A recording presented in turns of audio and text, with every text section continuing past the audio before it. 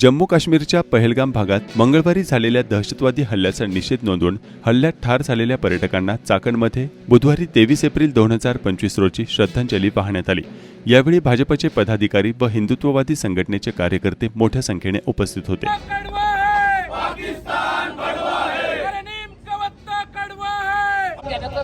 काय?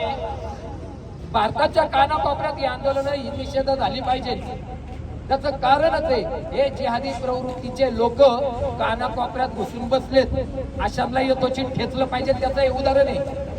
तो हरामखोर रात्री 12-12:30 वाजता उघडपणे स्टेटस टाकतो, Pakistan is better than India. सुदैवाने पोलीस बांधवांनी यथोचित त्याचा समाचार घेतला। दुर्दैव हे होतं त्याला वाचवण्यासाठी त्याची छोटी छोटी पुरं पुढे आली। अगदी 5वी-6वीचं पोरगा आणि त्याची 4थी-5वीची पोरगी पुढे आली। रुको साहब या अपुने नाही किया, ये मैंने किया। कोई शिकवतही उषा पोरांना पाहिजेच नाही का? काही नालायक माणसांच्या नाकर्तेपणामुळे नालायकपणामुळे मृत्यूला सामोरं जावं लागलेलं आहे।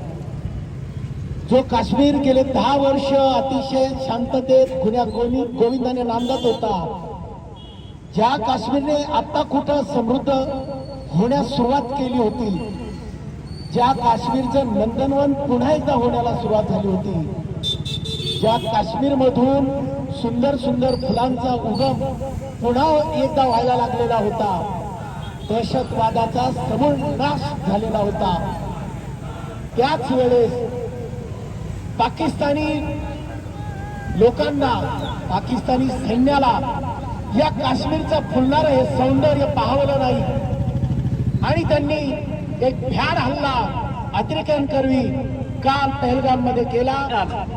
त्यांच्याशिवाय मजबुरीचा हात द्यायला अटल बिहारी वाजपेयी पाकिस्तानला बसने गेले होते। बसने गेल्यानंतर तिथे त्यांचं स्वागत करण्यात आलं आणि नंतर 8 दिवसामध्ये त्यांनी तिथं मोठे मोठे बॉम्ब घडून आणले।